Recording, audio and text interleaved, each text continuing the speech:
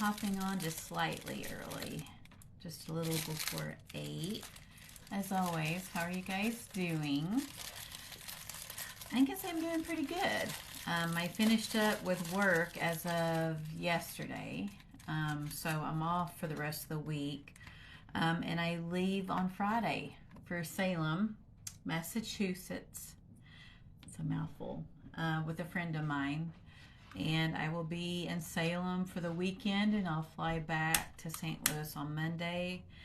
I'm going to the Witch City Tarot Gathering, which I've also been calling it a convention, but either way, it's going to be a gathering of people. So I'm looking forward to doing that and checking out Salem and all the history and the food and all the good stuff that goes there. So as far as like today, my day kind of got off to a little bit of a rougher start. So when I'm off, I take my kids out to get them out of the house, because unlike when I was growing up, my kids are more about, being on technology. I don't know how yours are, but that's how mine are, or how my kids are. And so when I'm home, I try to get them out and about doing stuff and all. So what we did is we started our day off, and I initially went by the Waffle House to feed them breakfast, but it was like too crowded, so we just drove to Denny's. And I had the worst experience as far as like initially when we walked in. The waitress took us to a table when there were multiple ones that were available, but took us to one that wasn't clean and took her hand and went across it to clean it. Like she took her hand and did that. I didn't say anything, whatever, because many a time I go to restaurants and I carry wet ones in my purse because I'm a mom, and I'll clean the table, whatever. And then, so we're sitting there after we order our breakfast, we have our drinks, and Maddie brought it to my attention. There was hot pink lipstick along the outside rim of it was one of those plastic Coca-Cola cups, and her poor face turned downward, and it looked like she turned a shade of green, and her initial response was like, "Look, Mom, there's lipstick on this. Ooh, gross. Am I going to get sick?" before going to the bathroom. And so I'm sitting there thinking, okay, I want to, handle this appropriately. Stuff like this happens, So she comes back out to the table, and she's like, "I feel like I want to vomit," and she's still not looking all that great. So the waitress hadn't come back by to check on us, so I just got up with that cup, and I saw our waitress as she was like, I guess, leaving more, or like the back area where they prep the food or cook it. And I'm like, "I'm sorry, my kid's about to puke, and I don't want her to puke here in your restaurant. I'm going to get her out of here. She's been drinking out of this glass that's covered in lipstick along the rim." And I made sure it wasn't discoloration of the glass. I took my thumb, I ran it along the edge of the cup, and it was like bright pink lipstick. It was coming off it. So the lady, I heard her canceling the orders. I wasn't disrespectful or anything silly like that, but I mean, Maddie, I didn't know if she was going to vomit. And honestly, we were not off to a good start there. So I took them to the Taco Bell down from there just to get them some food at that point. Then we, it was a lesson of, choosing your perception. I'm like, "Guys, let's not let this ruin our day. Okay, let's just move forward." I took the kids to the World Bird Sanctuary. It's a really great place we have in the St. Louis area. They help wounded birds of prey. And those that cannot safely be released to the wild, they'll keep them. So it's a really cool place. We went there. And after that, we went and we drove through Lone Elk Park. And then Maddie still wasn't feeling all that great. I'll say due to feminine troubles, which I no longer have because I've been what they call premenopausal. So I've been in this change for a year now. So I'm done with that part of my life. But I remember what those menstrual cycles were like when I was her age. Oh, so yeah. So that was our day. And so tomorrow, either tonight or tomorrow, I'll start to pack. I got some things going on tomorrow, which I'll just report on tomorrow before I fly out. So I'm excited. And I see my friend Honor's on here. Hi, Honor. Now, you guys are going to have to forgive me in advance because I forgot that my laptop was down here in my room and it's not been charging. I try to open it up and it's dead. So I'm hoping I can see comments tonight. If not, you'll have to forgive my I just didn't notice that the thing wasn't plugged in.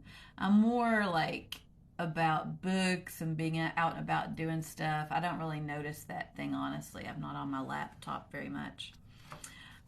So let's see here. So we're going to delve into the spread that I posted here. So just give me a moment to find it here. So, like I've been doing, because I'm really loving this book, it's Sasha Graham's 365 Tarot Spreads. And again, it's a really nice book. You see, I've got all these bookmarks here. I would highly advise you, if you're looking for inspiration, ways of like changing up your spreads, to look into this book. And we are doing the spread entitled My Fairy Tale Spread, which is on page 100 of the book. And so Miss Graham says Hans Christian Andersen had a habit of falling in love with unattainable women. Upon his death, a small pouch was found on his chest. The pouch contained a letter from his first unrequited love of many decades earlier. Oh my gosh, how sad, right? That he just never got over this person, sounds like. It says the magic found in fairy tales also thrives in the suit of wands. In addition to representing fire and passion, there are actual magical wands reverberating with power and the ability to achieve anything the bearer sets their mind to. So on April 2nd, it says Hans Christian Andersen, beloved Danish author of fairy tales such as The Little Mermaid, The Princess and the Pea, and The Emperor's New Clothes, was born on this day in 1805. The summation of this spread is, did you know your life is a fairy tale? All fairy tales contain common themes and motifs. Or motifs or motifs? I think it's pronunciated motifs. These essential components can be found in your life and are activated by this spread. So Miss Graham says to cast your cards, make a wish upon a star, roll up your sleeves, and cast the cards as follows. So we're about to do a total of 9 cards. This is a quick look at just, I know you guys can't read all that, but just so you can kind of take in the general format. And that's like her whole book. It's just like, again, full of those spreads. So as far as the deck that I'm going to use, I've really been enjoying This Might Hurt Tarot deck by Isabella Rotman. So I'm going to go ahead and use that. Again, it's very modern, different themes, and the spread we're about to do has a lot of different questions that go into it. So I wanted something diverse and colorful with people and animals for this particular spread, so that's why we're going to stick to it. And plus, it's just a really cool deck, and it's easy to shuffle, you know? So for the heck of it, just because, I'm going to shuffle it 3 times. That's probably one of the things I love doing when I read tarot, is I just find it relaxing shuffling the cards, you know.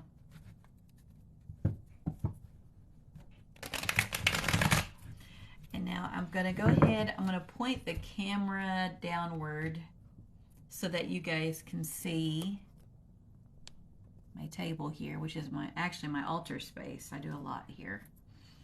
So I'm going to go ahead and put out a total of 9 cards.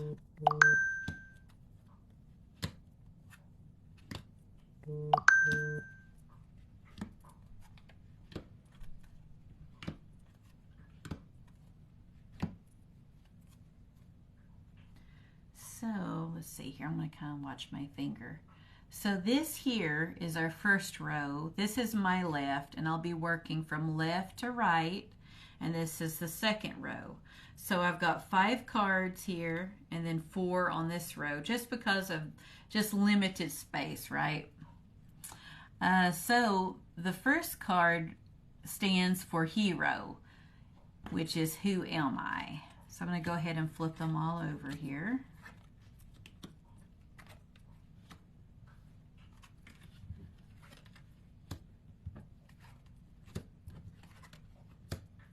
Very cool. So when we're looking, again, this is a fairy tale theme spread. Who am I? We have the Two of Wands. Again, I just really love the art and the colors and all this good stuff of this deck. It's just such a fun deck, right? So when we're talking about wands, we're talking again about, just like Miss Graham said in her narrative, all about that creative, passionate energy. And with the Two of Wands, it's all about that feeling of you got the world at your feet. There's this tapped or this potential that has not been tapped into yet. And you're already thinking, okay, where do I want to go next? And you see that this young lady is seated, like not in her car as though she's about to take off and start driving, but she's seated on top of the hood of the car. Okay, like this is often actually referenced in movies that we watch where it'll show people, they might be on a date, you know, out in the country, sitting in the back of a pickup truck, or they might be sitting on top of the hood of a vehicle, and they're just hanging out, spending time together. They may or may not be drinking. That is kind of a nod to that type of energy. And in the background, again, with the wands, it's fiery, so it's in a desert landscape, but we do have a mountainous region in the background, so sure, there's going to be obstacles. But this is very much the thinking and planning phase when we ruminate on things and kind of determine, well, where do I want to go next and how am I going to get there? What resources are needed? So as far as this card standing for the hero of this spread, I would say that we show up as the hero of our own lives, and we have free will, and we determine where we want to go and you know, how we're going to get there in life, right? And that our lives as we know it can change just like that, and that it's a culmination of all the choices that we make. It's where we presently are in life, and if we don't like it, we can certainly change it. So I really like from that viewpoint how we can find in ourselves our own hero. In contrast to like a lot of fairy tales, for the exception of some of the more modern ones that Disney has done, where it was the princess who needed saving by a prince, but instead with the evolution of culture and ideas and all this good stuff, what I like that Disney has done is they are starting to be more diverse with their characters, and it shows the princess saving themselves and being her own heroine or hero. So I really like that we have this, you know, this card for who is our hero. Okay. The second card would be for a villain. So this is our villain card. What is mine or your or the Querence challenge, right? We have the Five of Cups. And I'm chuckling as I chuckle sometimes when we get certain cards, you know.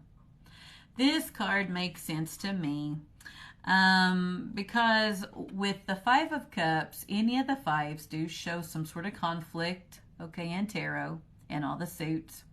And with the fives, we have our character with their back is turned away from us, looking downward at these 3 cups that no longer serve them, okay? Instead of looking at the 2 that are upright and full of potential.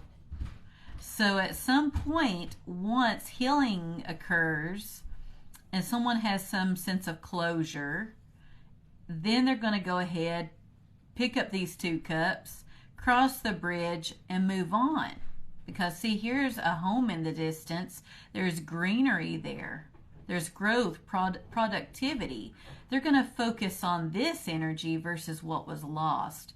Now, you guys know from, our Go Lives and stuff, the cups are all about that watery emotion, right? Think of water, think of emotion. And we are very much emotional people, right? It's just part of who we are. So as far as a villain, I would say at times we're our own worst enemy, right? And we tend to hang on to things a little bit too long. Even say if our mind tells us this is not logical, this does not make sense, you feel like you need to move on. Your heart tells you something different, and the two are at odds with each other, right? So what I see so far is we can be our own hero and save ourselves, but we're also our own worst enemy too. Okay, so we're a bit of both. The third card stands for magic. So the question is, how do we weave enchantment? Or how do we find magic in our own lives? We have the Queen of Cups. I love this spread so far, guys. I'm having so much fun looking at the cards that we randomly got for this spread. Okay. Now, all of our queens are intuitive. Okay. From all the suits, from these court cards, these queens all have intuition. And what I really like with this card is how the woman has her eyes closed. She's turned inward. She's holding a cup with both hands, and she's maintaining a balance there. It's not completely full. It appears to be half full from this angle. Her lawn chair is partially in the water, which is the ocean behind her, which is rather expansive. And then her feet are planted on the ground, okay? And again, very much turned inward and reflecting. So just like our queens from our suits as well, there's a balance there between the element, okay, and of course their logic. So there's a balance between logic and intuition. But again, very self-aware, very intuitive. So how do we weave enchantment into our lives, integrate magic? We simply just need to be present and open to receiving and experiencing, not being closed off from feeling vulnerable, insecure. I mean, you name it. We're our own worst enemy at times, right? Because we were just talking about that with this card, how we can be our own worst enemy, our own villain. Here, it just shows how we can incorporate that magic that we love so much from fairy tales. That's the reason why a lot of people love fiction and fairy tales, or the concept of magic. There's just things that science cannot prove, but it doesn't mean that various phenomena doesn't exist because we don't have a scientific explanation for it. There's certain things that exceed scientific rationale, right? And I love science, but I also do believe in magic.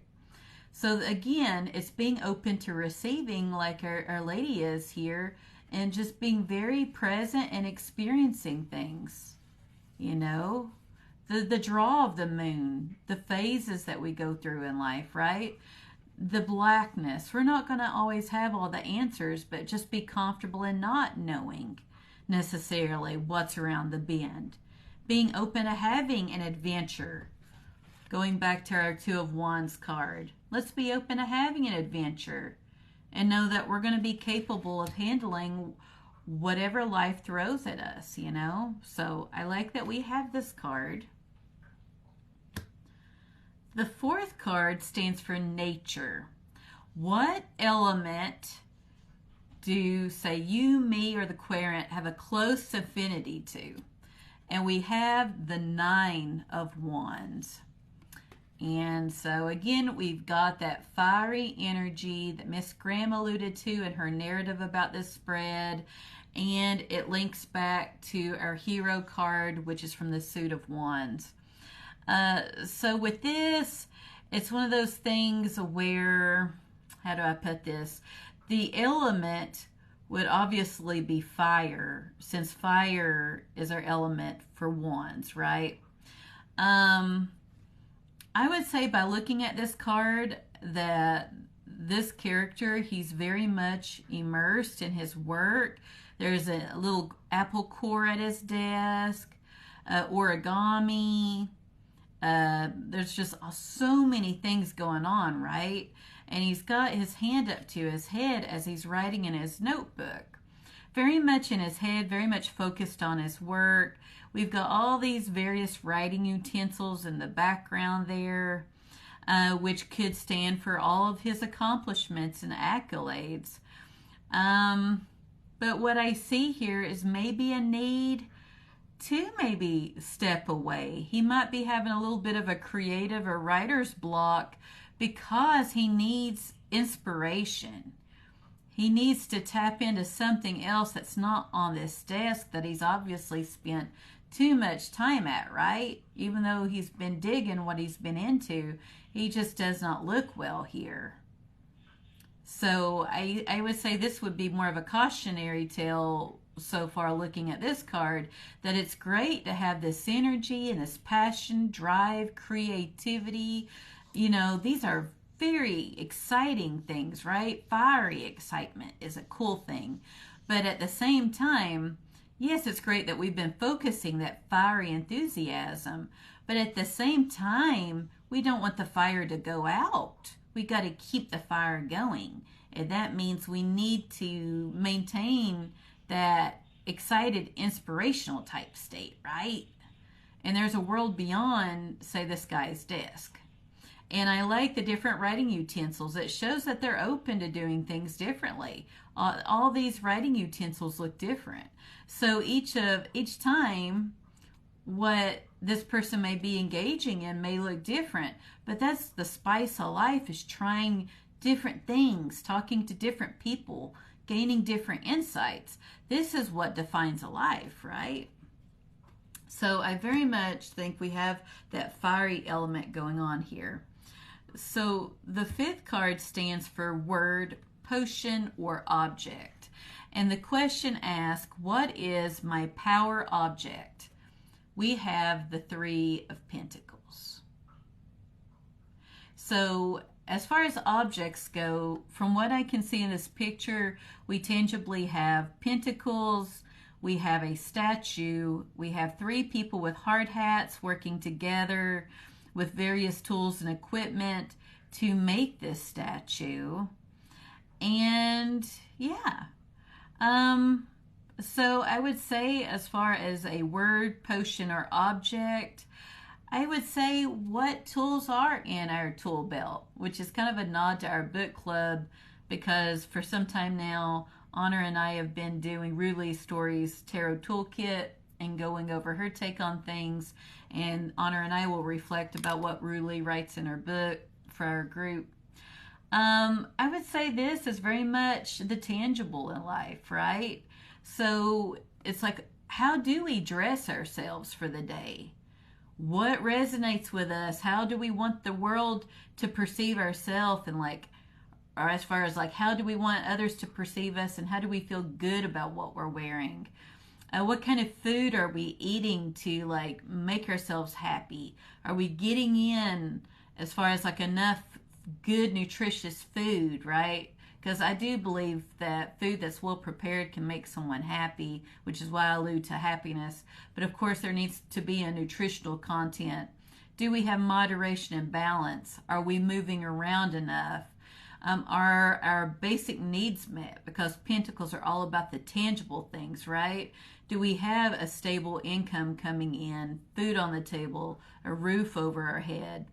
Do we have a hobby, a career that we feel very much valued, where we're part of the team, we have collaboration, teamwork? So as far as our power objects are very much with this card, the tangible things that you utilize on a daily basis to live your life. So what things especially do you look at and you love very much that adds value to your life, your needs. What are needs? What are wants? Are they being met, right? So I think that's cool. Let's see here. We're drifting down here to the 6th card, which stands for our supernatural helper.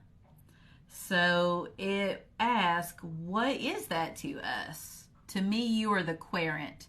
We have the 9 of Swords. I chuckle.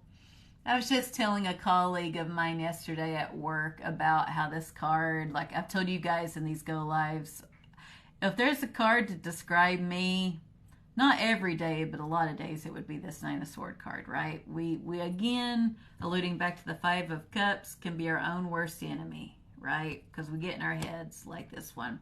Now, as far as how does this tell me about my supernatural helper? Oh, man. I would say, honestly, logic is the enemy in this card. It's when we're wrapped up in our heads and our thought processes, right?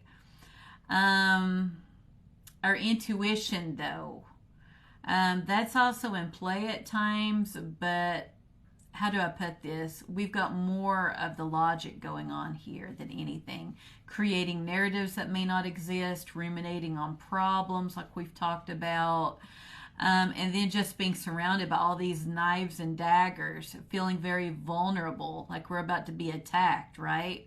It's the ego, which is fearing for our own personal safety.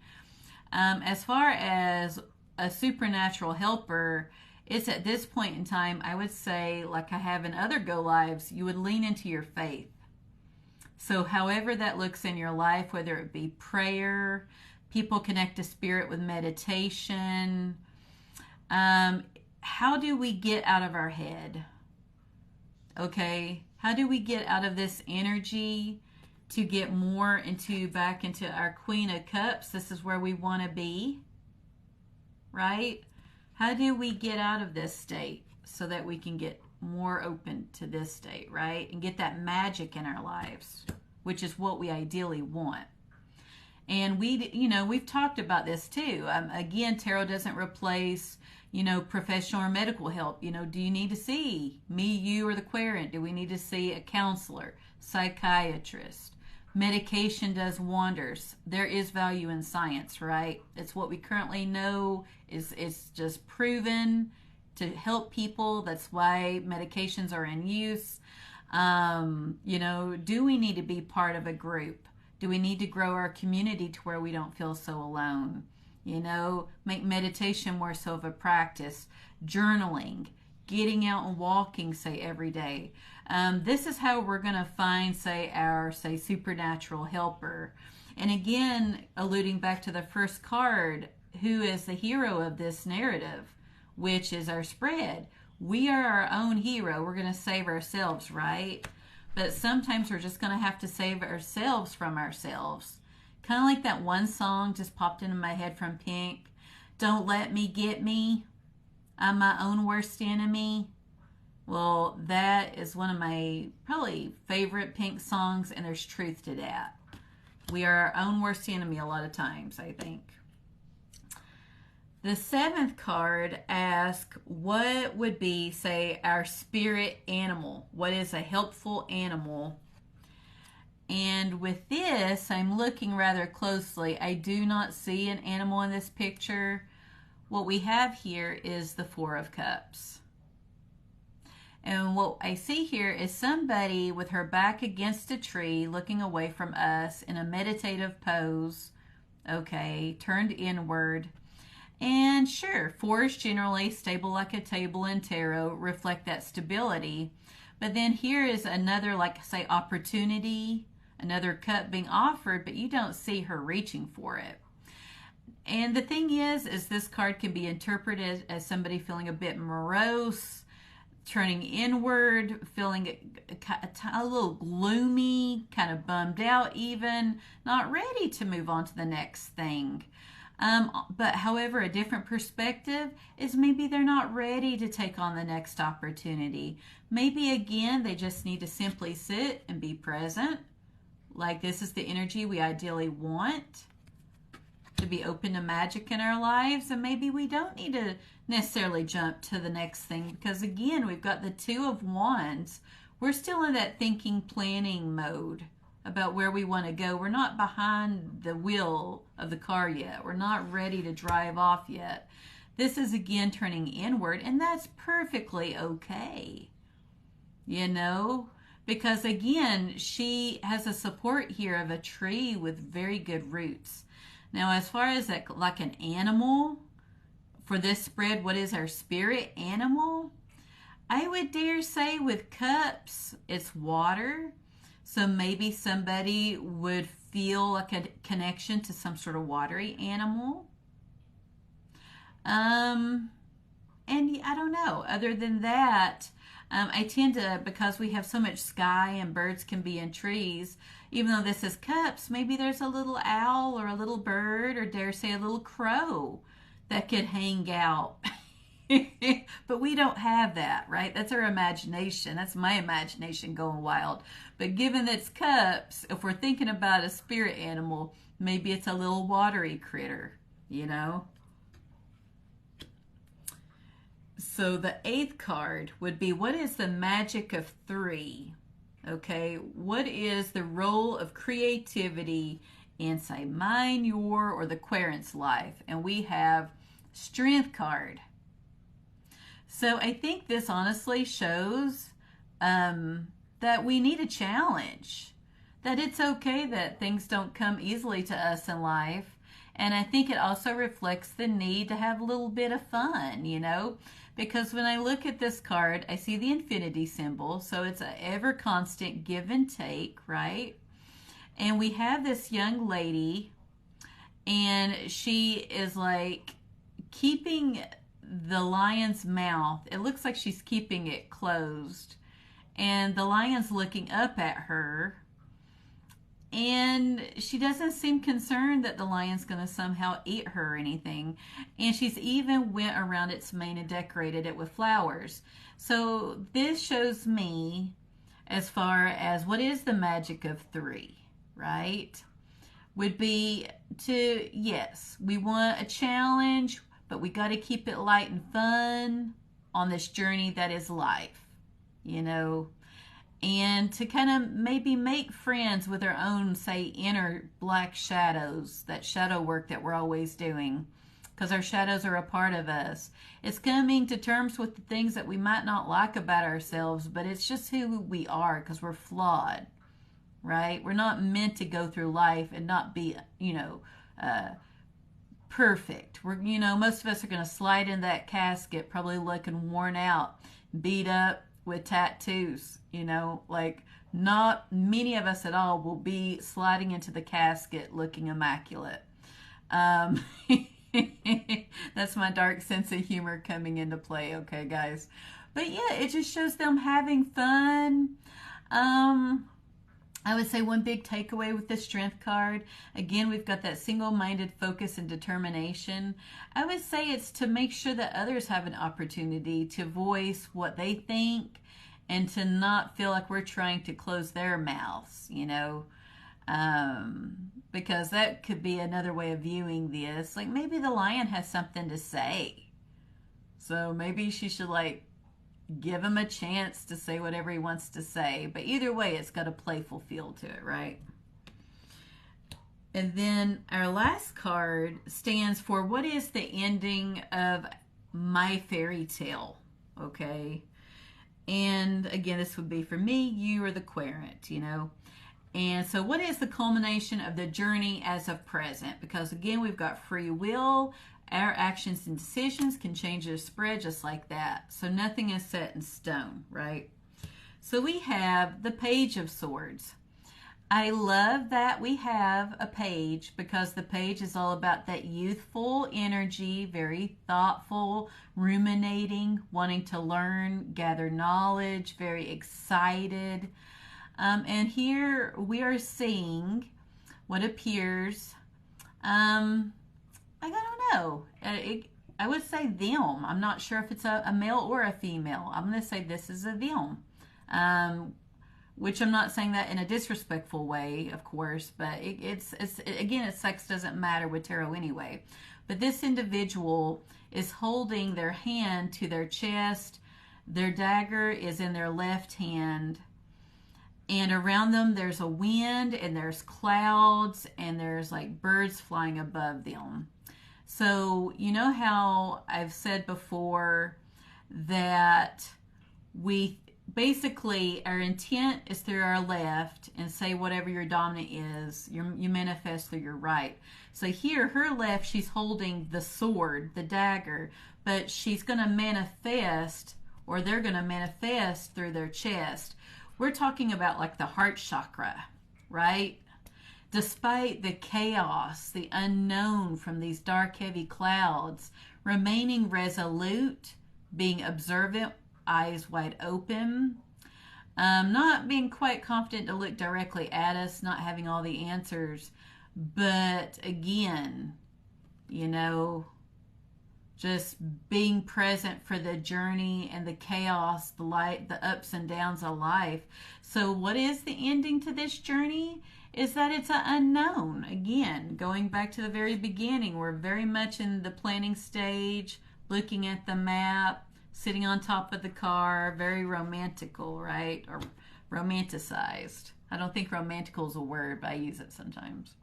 But here we are. It's just being brave and open and excited to what's coming next in life. And it's following our heart, you know, and going where that may take us. So, wow. So this pretty much is the culmination of this spread. And feel free to let me know in the comments what you think, of course, about if you like the spread or not. You're not going to hurt my feelings. It's for fun. It's a different way of looking at the cards and talking about them. And I'm sure I've had people commenting. And, yeah, at least you guys can hear me. I got a new phone. Tim switched my phone out. So I know this one has a microphone. But again, I apologize I didn't like charge my laptop because you know I love interacting with you guys. So when I hop off here, I'll check your comments out. And as always, thank you for your time and your presence with me, because just like money, we only have so much time on earth before we all will die one day. So the gift of your time is priceless, and not to mention your friendship. So thank you for being great human beings, and I hope you have a restful evening, and I will talk to you later. Good night.